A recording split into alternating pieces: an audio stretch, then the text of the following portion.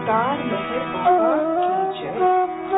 10 जुलै 1958 रोजी अवतार मेहर बाबांनी मौन दिनानिमित्त खास हेतूने भारतातून आपल्या 200 प्रेमींना मेहराबादला आमंत्रित केले। या विशेष प्रसंगी मौन पाळू नका असा आदेश बाबांनी प्रेमीजनांना दिला होता। बाबांनी सांगितले की ते त्यांना त्यांचा शेवटचा संदेश आणि सल्ला देतील। त्यानंतर बाबांचा शेवटचा उपदेश त्यांना वाचून दाखवला जाईल। बाबा म्हणाले, तुम्ही सर्व किती भाग्यवान आहात की तुम्हाला अवताराच्या उपस्थितीत त्याचा शेवटचा संदेश आणि शेवटचा उपदेश ऐकायला मिळत आहे।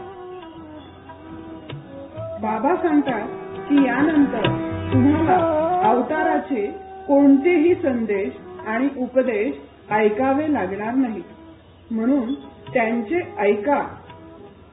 येथून निघाल्यानंतर माझ्या सर्व प्रेमीजनांना या घटनेची संपूर्ण माहिती द्या।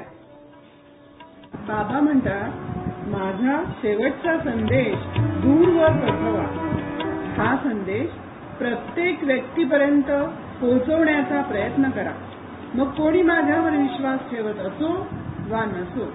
हा संदेश विश्वव्यापी आहे, म्हणून तो प्रत्येकासाठी आहे। बाबांच्या या वक्तव्याने सभेचे वातावरण अगदी गंभीर झाले। यानंतर एरजजींनी बाबांचा विश्वव्यापी संदेश वाचून दाखवला। अवतार मेहर बाबांचा विश्वव्यापी संदेश। अवतार मेहर बाबांचा विश्व संदेश। अवतार मेहर बाबा म्हणतात, मी शिकवण्याकरिता नव्हे, जागृत करण्यासाठी आलो आहे। हे लक्षात ठेवा की मी कोणतेही विधिनियम घालून देत नाही। अनादिकालापासून मी विधिनियम व सिद्धांत प्रतिपादित करीत आलो आहे, पण मानवाने त्याची उपेक्षा केली आहे। ईश्वर वचनांचे पालन करण्यासंबंधीची मानवामध्ये असमर्थता अवताराची शिकवणूक एक थट्टेचा विषय बनविते। ईश्वरी पुरुषांनी घालून दिलेल्या दयापूर्ण आचरणाच्या शिकवणुकीऐवजी अवताराच्या नावावर मानवाने धर्मयुद्धेच केली आहे। अवतारांनी उपदेशिलेली नम्रता, पावित्र्य व सत्याचरण ही तत्वे अंमलात आणण्याऐवजी द्वेष, लोभ, हिंसा यांचीच मानव कास धरीत आला आहे। भूतकाळात ईश्वराने घालून दिलेले विधिनियम आणि सांगितलेले सिद्धांत यांची मानवाने उपेक्षा केली असल्याने सध्याच्या या अवतार काळात मी मौन धारण केले आहे। तुम्ही शब्दरूप उपदेशाची मागणी केली आणि मी तो तुम्हाला भरपूर दिलाही आहे। आता त्यानुसार वागण्याची वेळ आली आहे। ईश्वराच्या अधिकाधिक निकट येण्यासाठी मी मला माझे यापासून जास्तीत जास्त दूर गेले पाहिजे। यासाठी तुम्हाला तुमच्या मर्यादित अहम व्यतिरिक्त अन्य कशाचाही त्याग करण्याची जरुरी नाही। हे इतके सहज जरी वाटत असले तरी जवळजवळ अशक्य आहे असे आढळून आले आहे। तुम्हाला तुमच्या मर्यादित अहमचा त्याग करणे केवळ माझ्या कृपेमुळेच शक्य आहे आणि ती कृपा करण्याकरिता मी अवतरलो आहे। मी तुम्हाला पुन्हा सांगतो की मला कोणतेही विधिनियम प्रस्थापित करायचे नाही।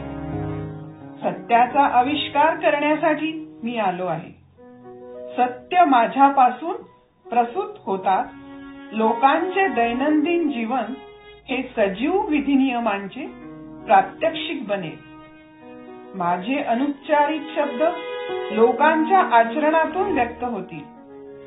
मानवातील अज्ञानरूपी पडद्याने मी स्वतःला मानवापासून झाकून घेतो व माझे दिव्य ऐश्वर्य फारच थोड्यांना प्रकट करतो.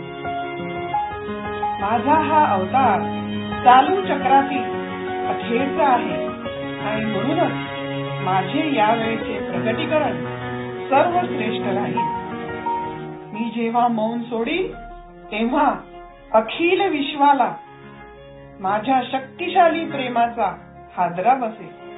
सृष्टीतील प्रत्येक जीवमात्रास त्याच्या त्याच्या पात्रतेनुसार त्याला ते समजेल, त्याचा प्रत्यय येईल आणि तो त्याचा स्वीकार करेल. प्रत्येकास स्वतःच्या बंधनातून आपापल्या परीने मुक्त होण्यास त्या प्रेमाची मदत होईल.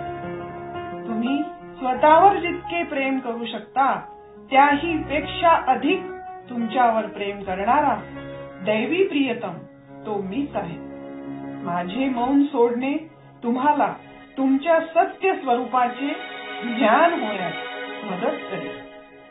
जगात व्यापलेला हा सर्व गोंधळ व अव्यवस्था अटळ होते आणि त्याबद्दल कोणालाही दोष देता येत नाही.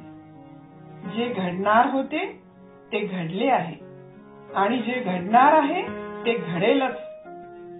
माझे तुमच्यामध्ये अवतरणे हाच त्यातून बाहेर पडण्याचा एकमेव मार्ग आहे. हो खोटा, मला अवतार घेणे भाग होते आणि मी अवतरलो आहे. मीच तो पुराण पुरुषोत्तम आहे. अवतार मेहर बाबा की जय.